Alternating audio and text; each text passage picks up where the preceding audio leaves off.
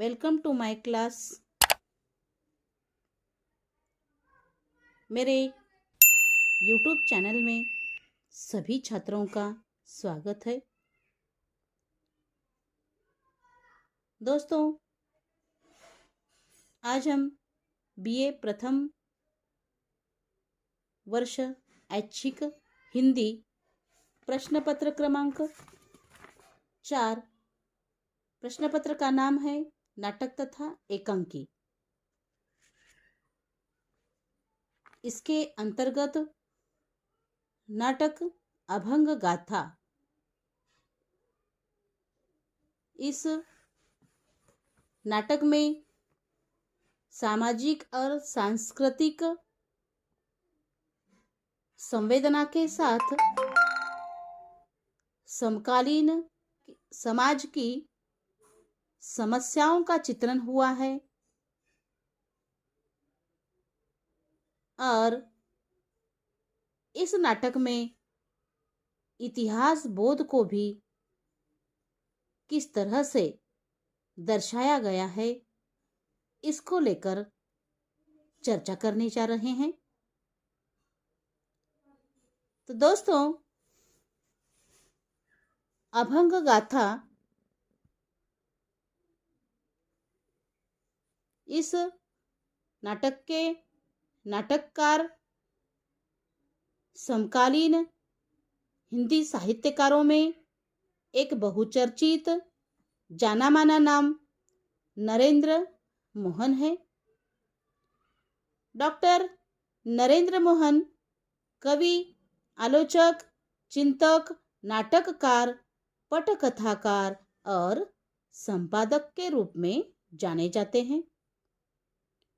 नरेंद्र मोहन हिंदी के उन गिने चुने लेखकों में से एक है जिन्होंने साहित्य को जीवन के पर्याय के रूप में तथा जिंदगी जीने के व्यापक अर्थ में ग्रहण किया है। गहरी निष्ठा और निरंतरता से सृजनात्मकता संदेह उनके लिए जिंदगी जीने का एक तरीका रहा है, एक ऐसी राह जिस पर वह आज भी चल रहे हैं। तो दोस्तों, नरेंद्र मोहन का व्यक्तित्व बहुआयामी है। कवि, आलोचक तथा नाटककार के रूप में सुविख्यात नरेंद्र मोहन का जन्म 30 जुलाई 1935 को लाहौर, अब का पाकिस्तान है, तो लाहौर में साहित्य और कलाओं के अध्यापक श्री रूपलाल शर्मा और सुरुचि संपन्न माता विद्यावती शर्मा के घर रात के 12 बजे हुआ है। जब लाहौर में फसाद हो जाने की वजह से कर्फ्यू लगा हुआ था, 19 अगस्त 1947 को उनसे लाहौर हमेशा के लिए छूट गया तथा वे अमृतसर खालसा कॉलेज शरणार्थी शिविर में आ गए। तत्पश्चात अक्टूबर में वे पालमपुर आए। उन्होंने मैट्रिक तथा एमए की शिक्षा पाला से प्राप्त की और सन 1966 में पंजाब विश्वविद्यालय से उन्होंने आधुनिक हिंदी कविता में पीएचडी की उपाधि प्राप्त की। नरेंद्र मोहन का विद्यार्थी जीवन में ही साहित्य लेखन की ओर रुझान था। सन 1954 में उन्होंने कविताएं और लेख लिखने प्रारंभ कर दिए थे।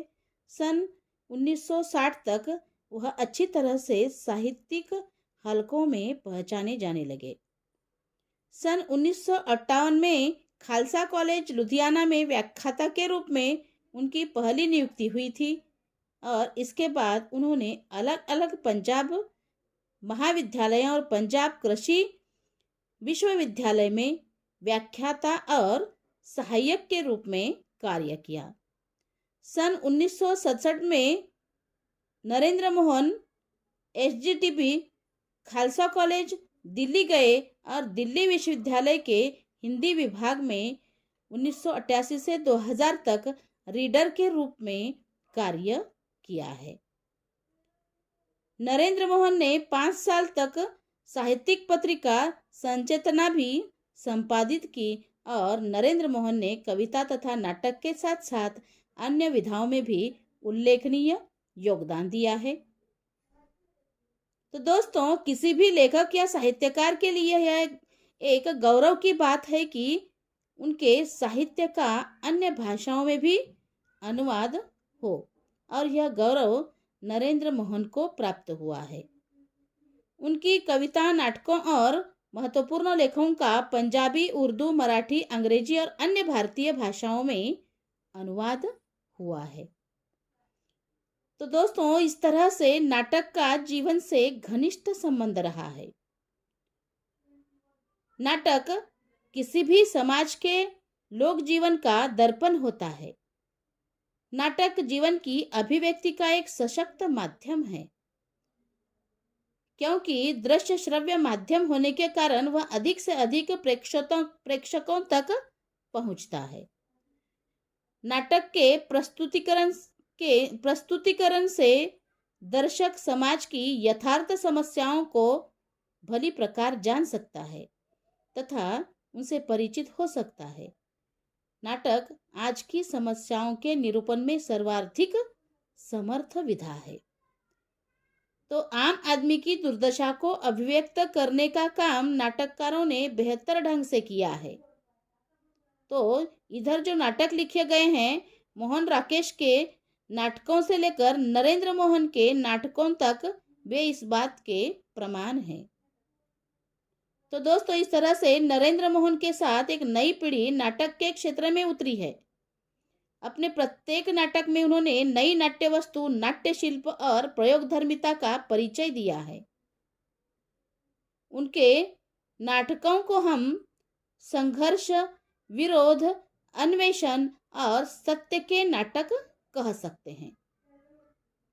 तो दोस्तों, इस तरह से नरेंद्र मोहन के सभी नाटक समसामयिक यथार्थ, आज की विसंगतियों और अंतर्विरोधों से मानवीय विडंबनाओं, धर्मोन्माद, संप्रदायवाद, यथार्थ आतंकवाद, सत्ता और आम आदमी के संघर्ष से आज के ज्वलंत प्रश्नों से जुड़ते जाने वाले नाटक है।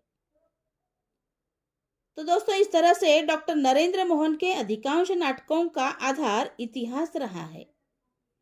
उन्होंने अपने इसी इतिहास बोध को आधार बनाकर विभिन्न परिदृश्यों को चित्रित किया है। उनके नाटकों में विभिन्न परिदृश्य राजनीतिक, सामाजिक, सांस्कृतिक, मनोवैज्ञानिक, धार्मिक तथा मानवीय आदि में इतिहास बोध प्रमुख रूप से दृष्टिगोचर होता है। तो दोस्तों, इस तरह से नरेंद्र मोहन के नाटकों में निर्द्वंद्व भाव से जीवन की खुली सच्चाइयाँ, कड़ुआहट और कठिनाइयाँ साकार है। वह अपने नाटकों में तमाम संघर्ष एवं विरोधों को वैचारिक एवं रचनात्मक स्तर पर ग्रहण करते हैं। नरेंद्र मोहन इतिहास के मिथक को वर्तमान जीवन के यथार्थ में ढालकर प्रस्तुत करने में सिद्धहस्त है। उन्होंने अपने विभिन्न नाटकों से मानवीय संवेदना को और व्यापक सामाजिक, राजनीतिक, सांस्कृतिक सरोकारों को नाटक के रूप में आकार दिया है, जिनमें उनकी खोज वृत्ति अनवरत बाह्य और आंतरिक संघर्ष और खतरों से लड़ते जूझने की चुनौतियों का एहसास होता है।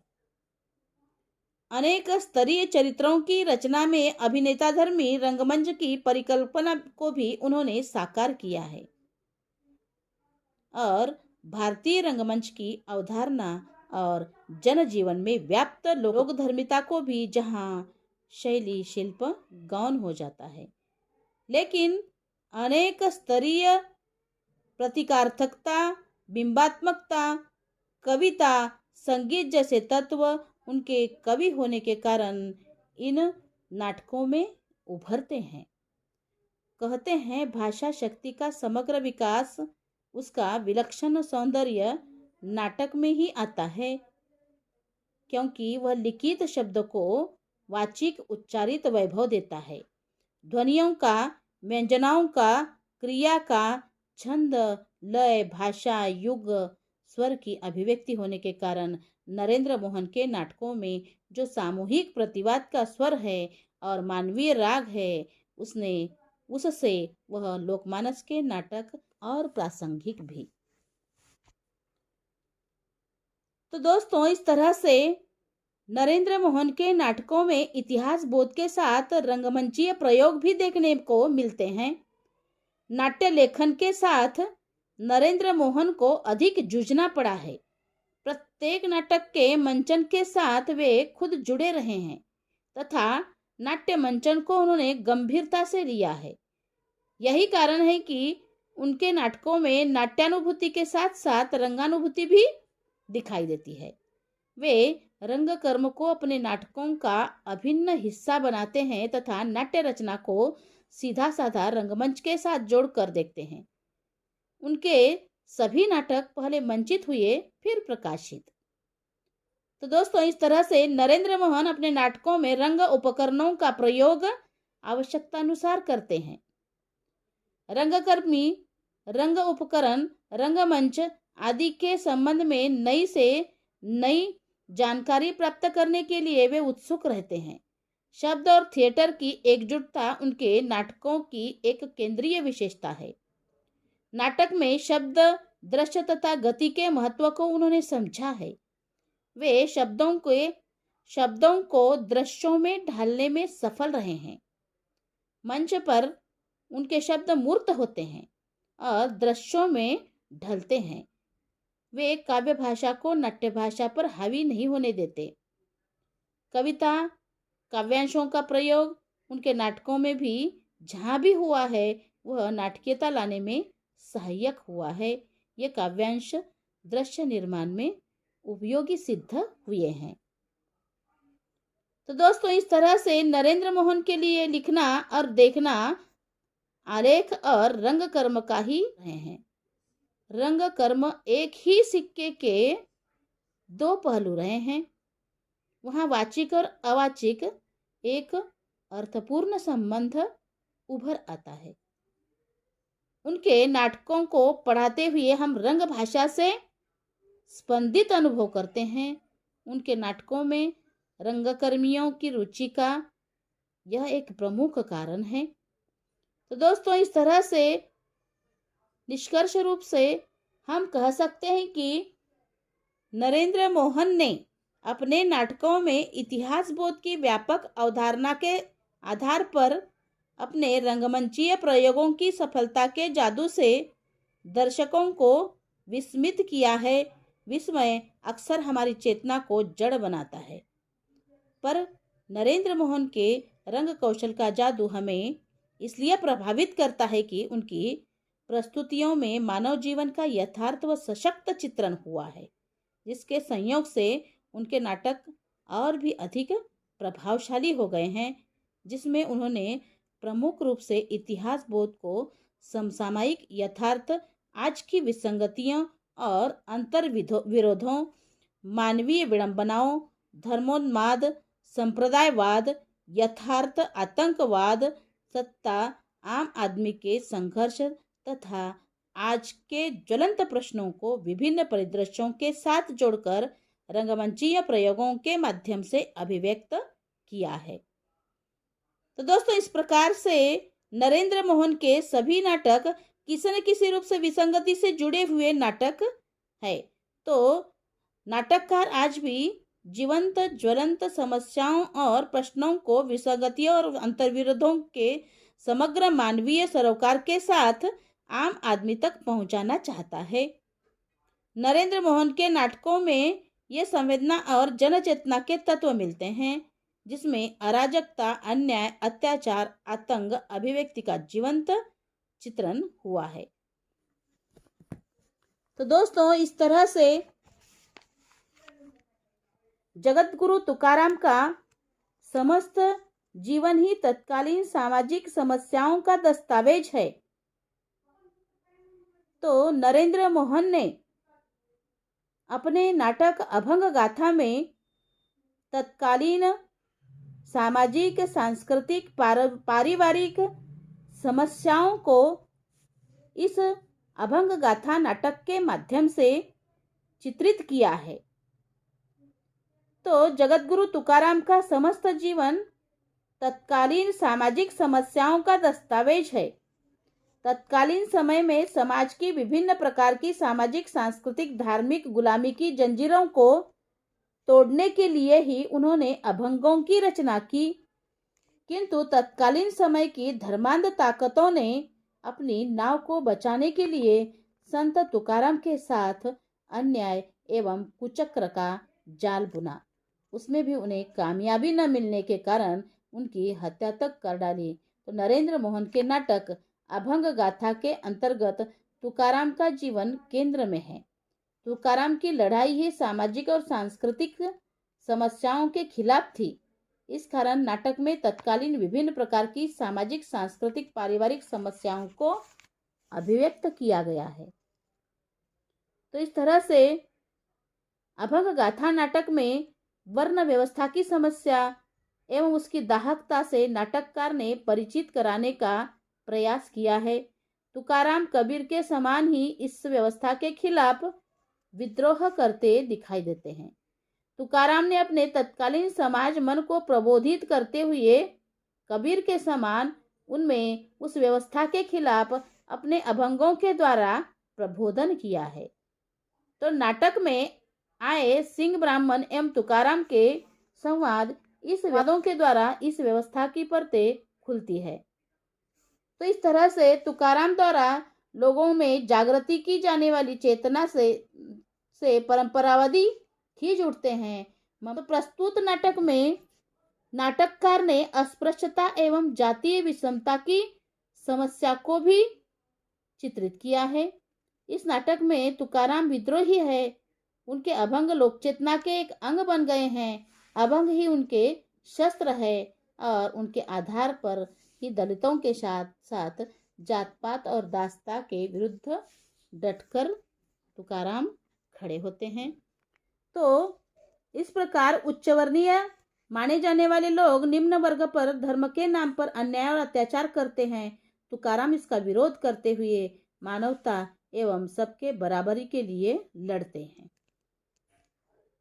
और इस तरह से धार्मिक पाखंड और मिथ्याचारों का विरोध भी अभंग गाथा नाटक के माध्यम से नाटककार तुकाराम के जीवन भर इस समस्या का विरोध करते रहे, बल्कि कहे कि इसी धार्मिक पाखंड का वह शिकार भी हो गए।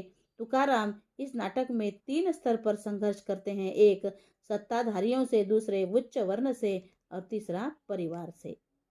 तो तुकाराम ने इस पाखंडियों का विरोध बहुत ही कड़े रूप से किया है।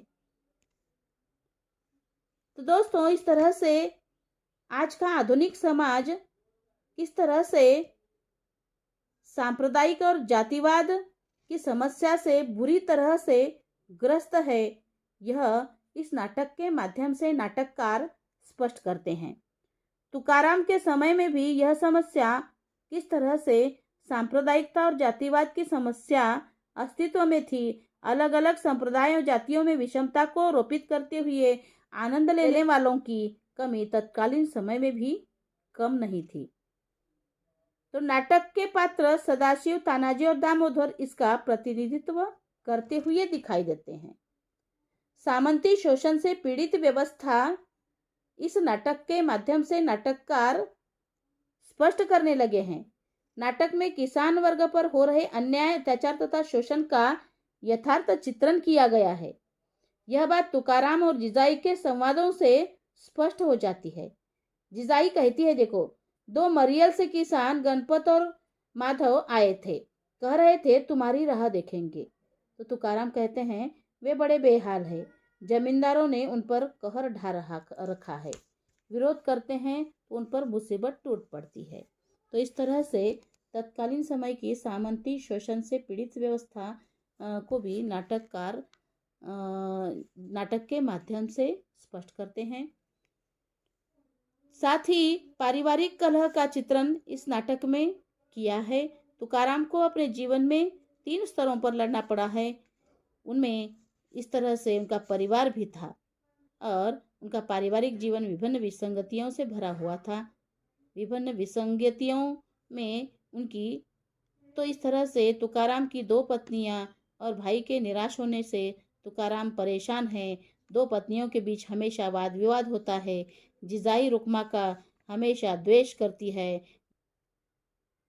अभंग गाथा नाटक में अनेक जो समस्याएं हैं उसको लेखक ने इस नाटक के माध्यम से हमारे सामने स्पष्ट किया है और इन समस्याओं को दूर करने का प्रयत्न अभंग गाथा इस नाटक के माध्यम से तुकाराम के द्वारा नाटककार करते हैं।